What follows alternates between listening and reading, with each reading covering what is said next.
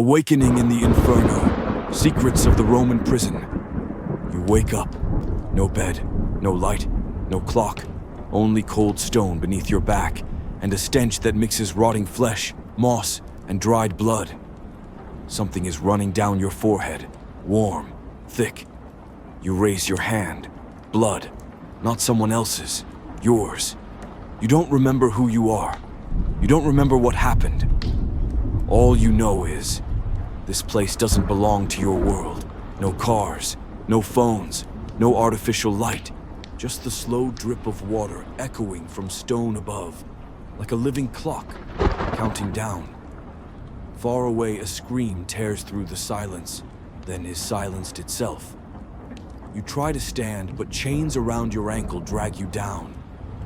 The clanging of metal rings out, echoing across this massive, sealed space like a tomb. You're awake, huh? A whisper comes from the next cell. Cold. Male. Worn with suspicion and death. You turn your head. You can't see anything, but someone is definitely there. We all start like that. Blood, memory loss, and shackles, the voice says. Do you remember anything? You bite your lip. No. Nothing. No name, no age, no place. Just one question. Why are you here? You fumble around.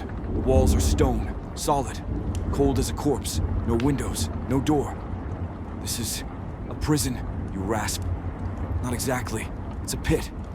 The voice chuckles. You're in Tullianum, the Roman death hole, where the cursed are kept. No charges, no trial, only erasure. You blink. Roman? The voice sighs. You're like me. Woke up in a time that isn't yours. No one explains. No one forgives. We are the ones caught in the loop. You tremble. Not from cold, but because deep down, you begin to feel this place has been waiting for you. A metallic scraping breaks the silence. A flicker of firelight appears at the end of the corridor. Someone is coming. A towering figure in a crimson cloak steps past each cell like a predator. On his face is no nose, no eyes, only a bronze mask carved with the faces of Roman gods. You hold your breath. The voice beside you whispers, "Warden, don't move." He listens, through thoughts. The metal-faced figure stops in front of your cell. Doesn't speak, doesn't move, just stands there, as if reading your insides. Then slowly he reaches out, not to touch you, but to touch the stone wall behind you. A line of blood appears on the wall. Abandon hope, all ye who enter here. You dare not breathe. You dare not blink. And in that moment, you know, this place is not merely a prison. It is something deeper. Alive, older than time itself. You wake up a second time. But this time, not from pain. From a whisper, like wind slicing past your ear. Don't trust the stone walls. They hear. You open your eyes. The room is the same. No door, no light. But now your vision has adjusted to the dark. Lines of moss glimmer faintly on the stone. You realize this isn't a box, it's a vault. The ceiling arches high above, cracked and old, like a stone mouth yawning open deep underground. Up high, a slit, just wide enough to suggest that light once passed through. You've started to feel it, says the voice next door. This place has memory, ears. It remembers. You lean closer to the wall. Who are you? You ask. A soft laugh. I was once a scholar. I taught philosophy in Athens. Perhaps like you, believed I belonged to the world above. You stay silent. Your head still throbs, but something inside tells you he's not lying. There's an ancient gravity to his voice. You see the dome above, he asks. I see it. This used to be a sanctuary to Saturn, god of time. But the Romans turned it into a vault, where they caged the things they couldn't name. Ideas, blasphemers, curses that escape the law. You shudder. They don't imprison your body here. Then what do they imprison? Belief and memory. You run your hand along the rear wall. One stone juts out slightly, like something was once pried from it. A piece, a symbol, maybe. How many people are here, you ask? No one knows. Some say 10, others say hundreds. But they don't all dwell on the same level. Tullianum has many sunken chambers, like buried memories. You clench your fists. Then how do I escape? The old man goes quiet. Then, first, you must remember your true name. Without it, you're no longer yourself. Footsteps echo again. Lighter this time, not the warden. A prisoner. A figure crawls past the bars, carrying a bundle of cloth. He wears animal hide, his face scarred, beard filthy. You're new? He sneers. What's your name? You stay silent. No name. Good. Then I'll call you Nox. Means darkness. Fitting. You ask, who are you? He grunts. Name's Damaris. Been surviving here. 12 moons. Never seen the light. Damaris tosses you a rock-hard scrap of bread and whispers, if you want out, you'll need to go down. There's a gate. A gate to what? No one knows for sure. Some say it's a gate of time. Others call it a door to hell. But all agree on one thing.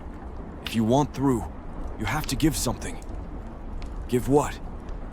He looks at you, his eyes suddenly grave. A piece of your soul. You can't sleep anymore, not because of the cold stone or the shackles biting into your ankle, but because a creeping sense of dread has wrapped itself around your skin like a second layer. The scholar's words echo inside your skull. They don't imprison bodies. They imprison belief and memory. That thin thread of light from the dome above is gone, as if it only appeared when you began to remember something. But what? You close your eyes. Shattered images flicker again. A wooden desk, a computer screen, a research paper. Title: Roman Prisons and the Disappearance of Ancient Knowledge. You snap your eyes open. That's right. You're a historian. You studied ancient Rome, pored over carved stones, wrote about Tullianum. But none of your records ever mentioned a place like this. Or were those parts deliberately erased? From the cell next door, the scholar's voice rises again. You're starting to remember, he says, as if reading your thoughts. You know what Tullianum is, but you've never heard of the 4th level. You ask, what level is this? The 3rd, where they keep those who know too much. Your throat goes dry. And below, that's where they keep things that aren't people. He begins to tell you.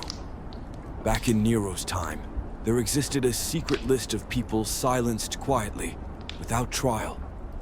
Greek scholars, Egyptian astrologers, a mathematician from Carthage, and one man of unknown origin who didn't eat for 12 days, didn't speak, didn't sleep, only stared at the stone. All of them were held in Tullianum, and none of them were ever mentioned again. Their writings burned, their statues shattered, their names erased from history. Rome wasn't just an empire, the scholar whispers. It was a memory filter. You shiver. But why am I here? Because you remembered. And those who remember are always drawn back. A chill crawls across your back. There's no wind. But you feel it. Someone, or something, just moved past your cell. Damaris appears again. He's sweating, breathing hard. I just went down, he says. Down where? Drain tunnels. Crawled like a rat. But this time, something's moving. Something new. You grip the bars. What did you see? Damaris stares at you for a long moment, then says, a man hanging upside down. But he was smiling. He looked at me and spoke in English. "Welcome back, Professor. Your heart skips. No one knows you're a professor. No one. Unless that man is from your time. Where's the way down, you ask?" Damaris grins faintly. "You really want to go down? Then wait until the ceiling bleeds. That's when the gate opens." "The gate," you whisper. "There are many," the scholar cuts in. "Some lead you back in time. Some take you to places that never existed. And one leads straight to the ultimate price, yourself. That night, you don't sleep. Not out of fear, but for the first time, out of need. You want to remember. You spent years living in the modern world, treating history as something to study, to teach, to publish.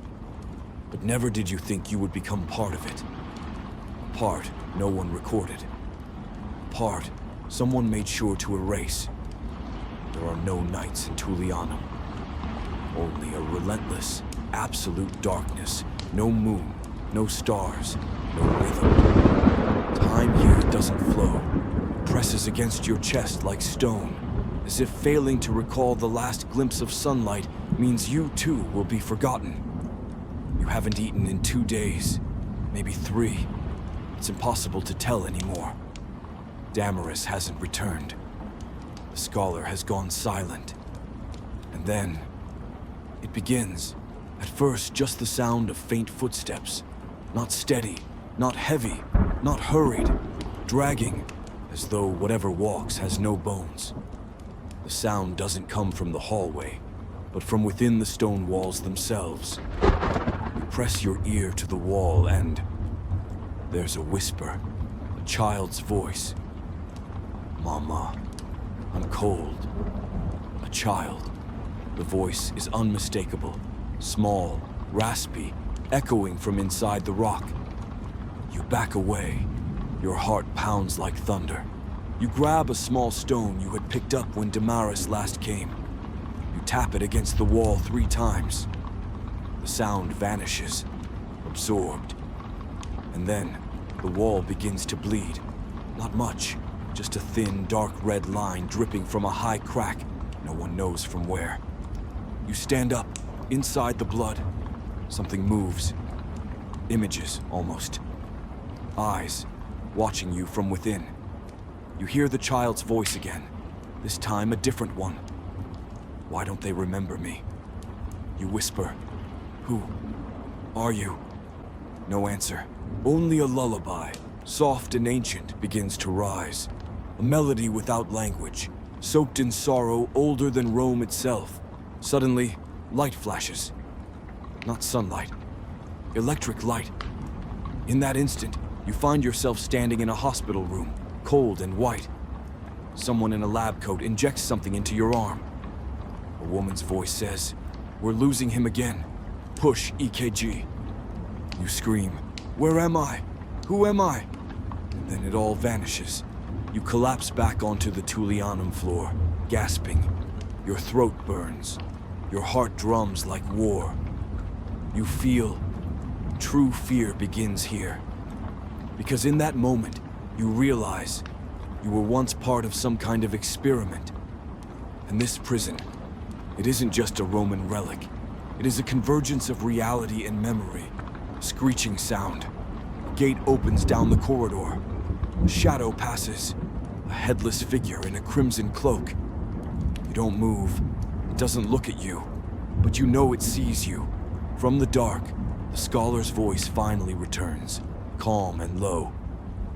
"We're being watched, but not by men." You ask, trembling. Then, by what? He answers, "By yourself. From the past, from the future, from memories that haven't happened yet." You sit against the wall, head in your arms, hollow. Another fragment appears. You standing before a lecture hall, teaching about Tullianum to hundreds of students. You were once confident. Once believed you understood Rome. But the truth is, you never escaped it. You're taken in your sleep. But the terrifying part is this. You don't know when the dream ended and reality began. A hand, cold as iron, grips your wrist. No words, no struggle. You try to resist, but your arms won't move. They're soft, boneless. Your eyes stay wide open, watching the stone ceiling slide past as you're dragged. Somewhere in the distance, the scholar's voice echoes. You've been chosen for the room of repentance. You're dropped on a different floor of stone. This space is unlike the others. No water sounds, no chains, only complete silence. You open your eyes. Before you stands a round chamber.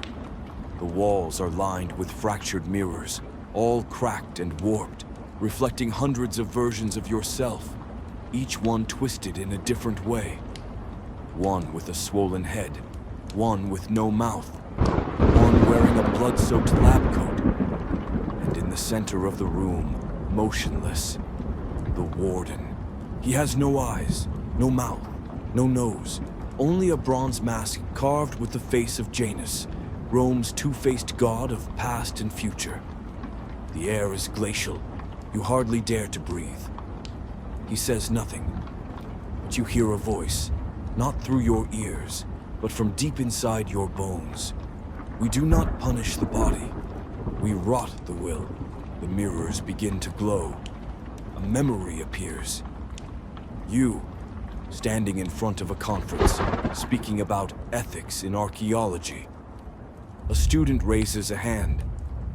If you discovered a truth that could shake the world, but the government wanted to suppress it, would you reveal it? You pause, then answer, I would choose truth. The scene shifts. You, alone in a lab. On the table lies a strange Roman tablet with Greek, Egyptian, and binary code inscribed. Your hands tremble. You know this is something far beyond explanation. An email pings on your screen. Project VERITAS. Suspended. Do not publish. Do not share. You hit delete. You scream, no! I was just afraid. The voice returns. You betrayed yourself, and now you must live with it. The room darkens. Each mirror version of you begins to move, every one of them turning to stare at you. A unified voice demands, what is your name? You can't speak. You've forgotten. What is your name? You cry out, I don't remember. The warden's mask begins to glow. The grooves of the bronze pulse with red light, like molten veins. He steps closer. You stumble back, but there's nowhere to go. His hand reaches out and touches your forehead. And in that instant, you see everything. Your mother, holding you as a child, whispering, Daniel, you must be strong. Your name is Daniel. How long have you forgotten? You were a researcher, a man of truth. And then you gave in. But in that breakdown, something else happens. A part of your memory doesn't vanish. A part of you is still hidden somewhere inside Tullianum. The warden pulls his hand away. You collapse, gasping, dry heaving. Blood trickles from your mouth. But you are still yourself. The stone door behind you creaks open. No voice calls. No one guides you. You crawl out like a wounded animal. But your eyes are clearer than ever. You don't know what lies ahead. But you know this. My name is Daniel. And someone doesn't want me to remember that. You wake up beside a woman. Dark hair. A familiar face. She's sleeping, her back turned toward you. Gray curtains sway gently in the breeze. Morning light pours across the wooden floor. You recognize the room. Your apartment in Brooklyn. The desk where you wrote your dissertation. The second-hand reading lamp you found at the flea market. You murmur, how did I get here? The woman rolls over and smiles. Another dream, Daniel? You freeze. She knows your name. She says it like she's known you for years. You don't respond. She cups your face gently. I know you're still haunted by it. I dream of you every night, trapped in that place. But I'm here. I'm always here. You search her eyes. Something feels wrong. You get out of bed.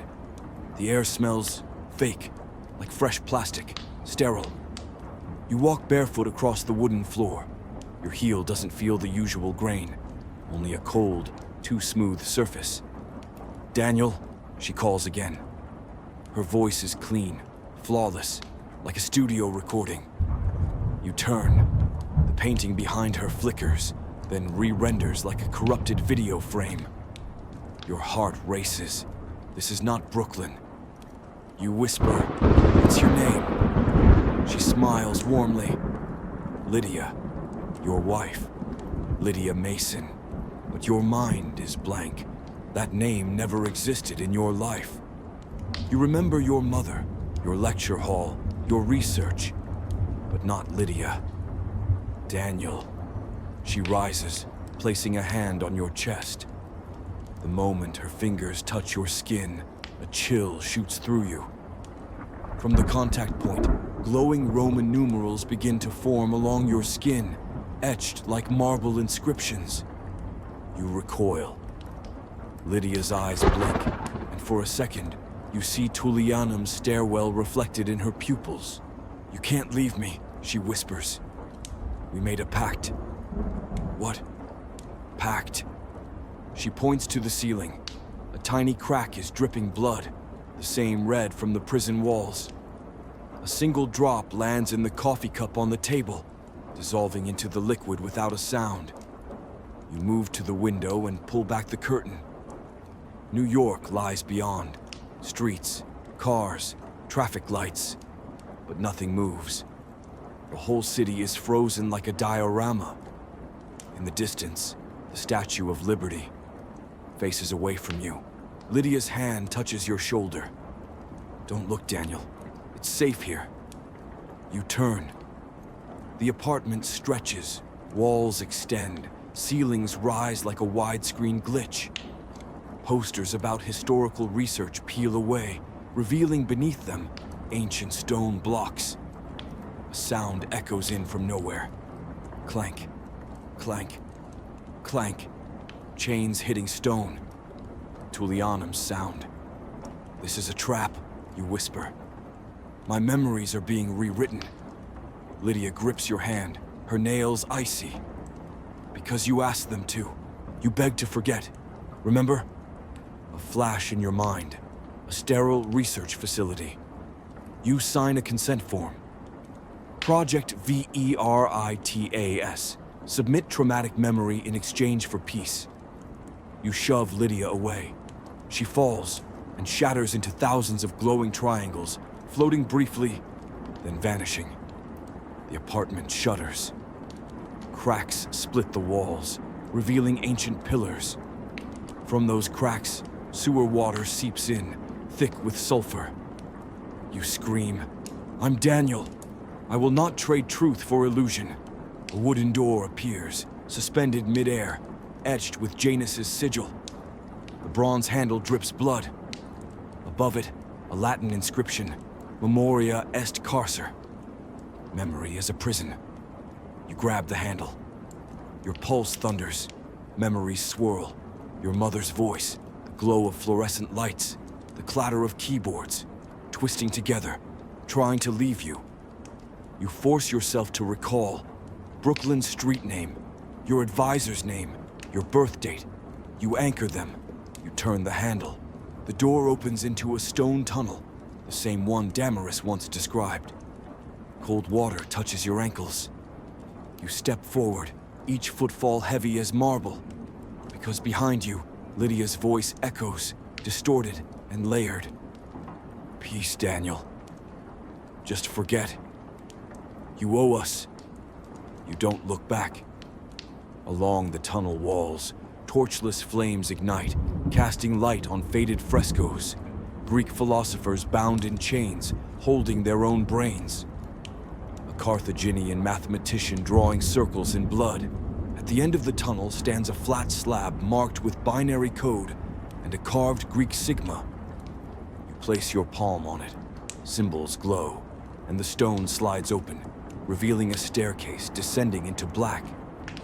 Something metallic drops from your pocket, an old hospital ID tag. Patient D. Mason, memory extraction stage 3. You grip it tightly. Proof that you are still awake. You descend. The water fades. The air turns dry, heavy with the scent of ancient dust.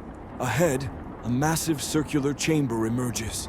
In its center, a metallic ring etched with the symbol of an hourglass. And standing beside it, Damaris. But a long black stitch runs down his neck. He smiles. "Welcome back, Professor."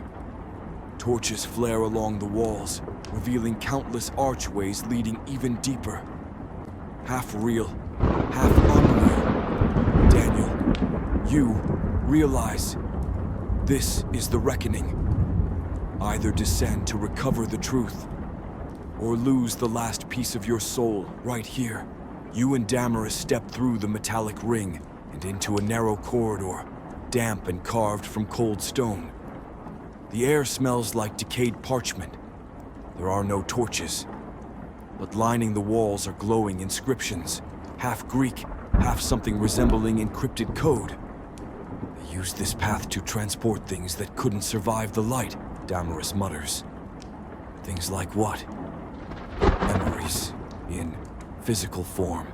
The corridor opens into a small octagonal chamber. On each wall is a stone mask, sculpted into human faces, but none have eyes. At the center of the room sits a round stone table, and on it, something you never imagined. A glass jar holding light. But not just light. It trembles, like a living pulse, like a soul confined. Damaris whispers. Each one holds a real memory, extracted from a human mind, crystallized through language and substance. You ask, whose is this? He looks at you. Yours. You reach for the jar. The moment your fingertip touches the lid, the entire room dissolves into darkness. And suddenly, you're pulled backward, into memory. You, Daniel, sit in a sealed briefing room. A map of ancient Rome glows on the screen. A man in a suit says, "We've located Gate 4 beneath Tullianum, but every archaeological team that touched it vanished." Another voice adds, "So we try something else. We send memory in first, inject a soul fragment, and see if it survives. And you volunteered. That was the first part of you that entered here." You pull back from the jar, breathless. "My God, I put myself here." Damaris nods. The question isn't why anymore. It's, will the rest of you dare to follow? You push deeper into the tunnels. You reach a hall lined with glass chambers, each containing a sleeping or possibly dead body. Branded on their foreheads, the Veritas symbol and a string of numbers. You freeze. There's a name on one. Mason D. Stage 2, suspended. Mason D. Stage 3, extraction failed. You ask, these are me, other versions. Damaris stares blankly. Not versions. Failures. How many times have they tried to remove your memory, send it in, and never gotten it back? Your throat goes dry. One of the bodies suddenly opens its eyes, milky white. Its mouth twitches. "Do you remember, Daniel? Who controls the gate?" The chamber shakes. A sound echoes, not machinery, but a horn, ancient, low and summoning. Damaris grabs your arm. "We shouldn't be here when it opens." "What opens?" He points toward the far wall. A massive circle of stone is unfolding like a mechanical dial, each slab sliding away with precision. Behind it glows a yellow-brown light. Not sunlight, but the color of scorched memory, Damaris says, panting. Beyond that, there is no time, no past, no present, only truth, and no one sane enough to face it. You look at your hands, your veins glow faintly. Your heart pounds, not from fear, but because part of you wants to step through. You say, I have to know. Who built this? And why am I inside it? The gate fully opens. A warm wind rolls out, carrying the voice of a child. You're not ready, Daniel. Turn back. There's no return from there. You step forward. A wave of light passes through you. It doesn't erase you, it reveals you. Everything you've ever buried, mistakes, lies, shame, appears around you like living shadows. Ahead lies a colossal amphitheater, empty save for a single stone table. On the table waiting, a leather-bound book, dark brown, weathered. 2 faint words carved into the cover. Original copy. You step into the amphitheater. Your footsteps echo across rows of empty stone benches. It looks like a classical theater, but there's no stage. Only a stone table in the center and a weathered leather-bound book resting atop it. On the cover, the words, original copy. Your heart pounds as you approach. When your hand touches the book's surface, the temperature plummets, and all light in the room seems to collapse inward, sucked into the cover. You open the first page. It's not printed. Every word is handwritten, in your own handwriting. I, Daniel Mason, willingly record all events within the VERITS experiment. If I lose myself, let this book guide me back. If I return, too late. Burn it. You turn the pages. Everything you've experienced is there. The hospital room, Tullianum, Lydia, the child's voice, the severed memories, the extracted truths. Each line hits you like a blow to the head. You wrote all of this before it happened. You whisper, if I wrote it all, who's still writing? A scratching sound, pen on paper. You flinch. Across the table, a figure sits hunched in shadow, cloaked in black, still writing in the book you're holding. You can't see his face. His voice slides across the stone like breath. You're late, but not too late. You step back. Who are you? He keeps writing a moment longer, then sets down the pen. Slowly, he looks up. You freeze. It's you, not a mirror, not a vision. A man identical to you, but his eyes are empty stone. I am you. After you stopped resisting, you stagger. No, that's impossible. I have no name, he replies. I am the scribe. I'm the final version of you, without memory, without conflict, without emotion. And so, I write it all. You shout, I won't let anyone rewrite my life. The scribe rises, hand outstretched. The theater collapses into shadow, and around you appear every version of yourself. A Daniel fleeing through the catacombs. A Daniel floating in a memory tank. A Daniel weeping alone in an empty classroom. A Daniel dressed as a Roman priest, his memories nailed to his chest. You fall to your knees. 1,000 whispers invade your skull. Time is space-twisted. Memory is the map. You were never imprisoned in the cell. You were imprisoned in the book. You look down. Your skin is turning to leather, becoming the book's cover. Your fingers stiffen, drying into parchment. You scream, I'm not a sentence. I'm a human being. A glimmer. From your chest, something falls. The hospital ID badge. Patient D. Mason, memory extraction stage 3. You seize it, and in that instant, real memories flood back. Your mother, crying in the hospital hallway. A student asking you about truth. A note you once hid. No truth is worth the loss of oneself. You roar one word, enough. The entire room shakes. The book explodes into thousands of pages, each a piece of memory. The scribe screams and vanishes in ash. You stand in emptiness, pages swirling around you. A A circular doorway appears, lined with light. On it, one inscription. Final gate, choose or forget. You step toward it. Beyond is the truth, but a truth that cannot be undone. The final gate stands before you.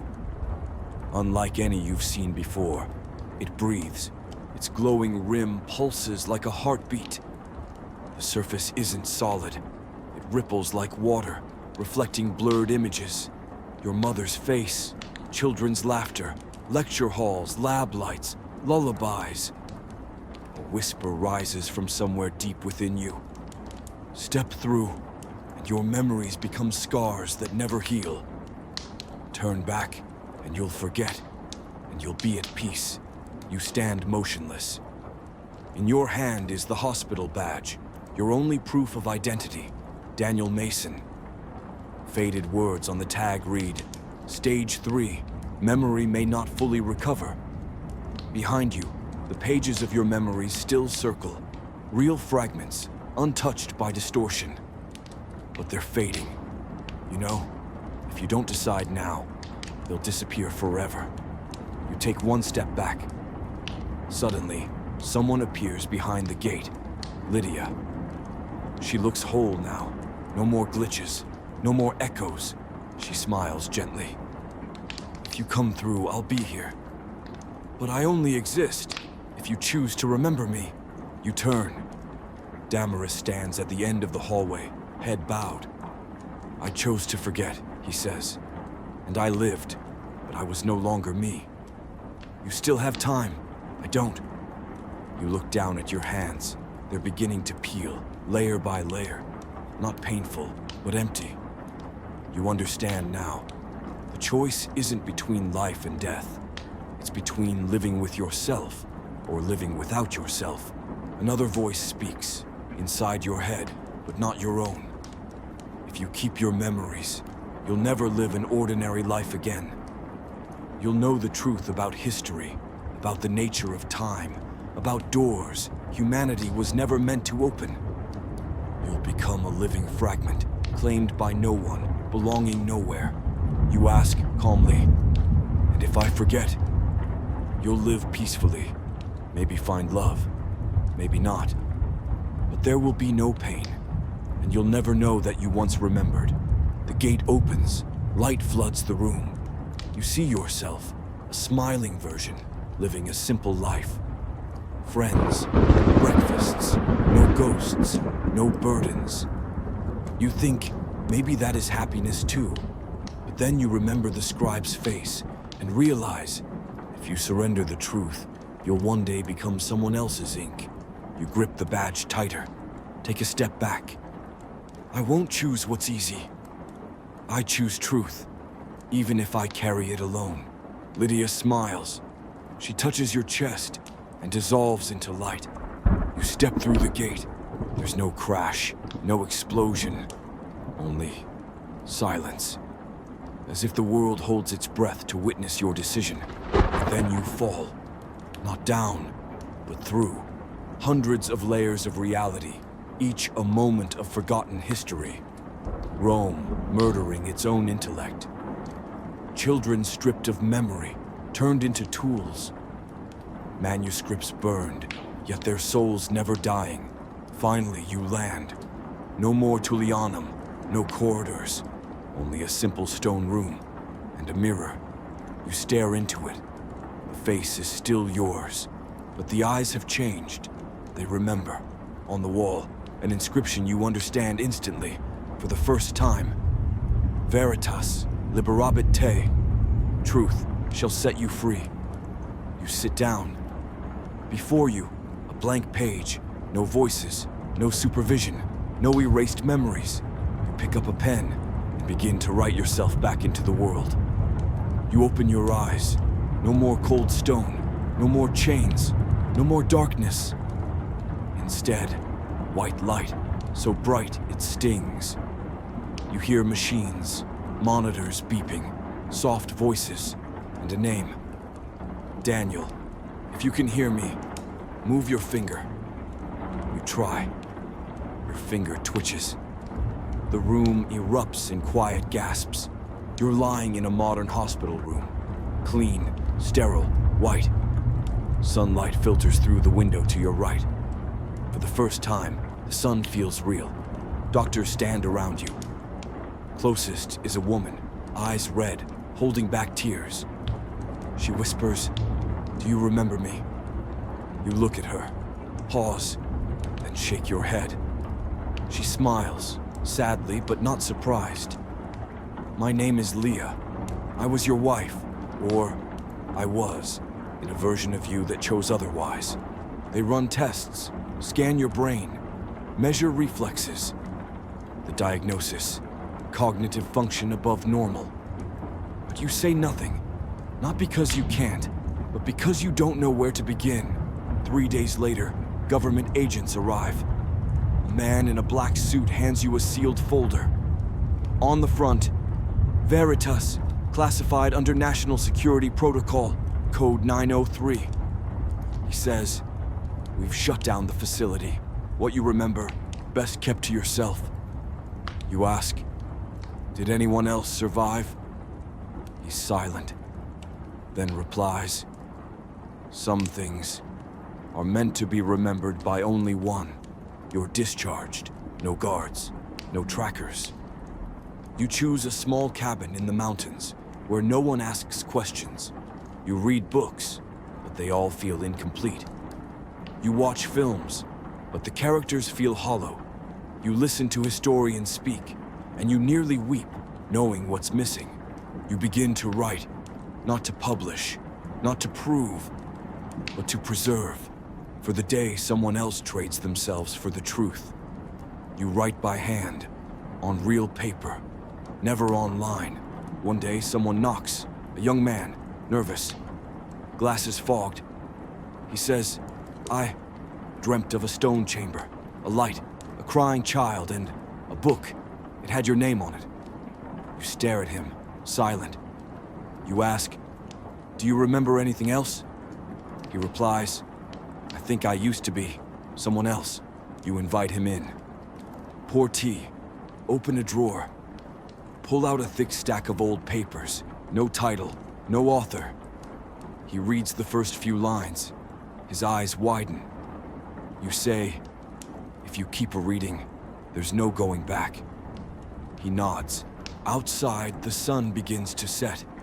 The light slants across the pages. In the stillness, the sound of writing begins again. You, Daniel, are no longer the prisoner of memory. You've become its keeper. Tullianum is gone. But within the human mind, the gates remain, waiting for someone brave enough, as you once were, to step through.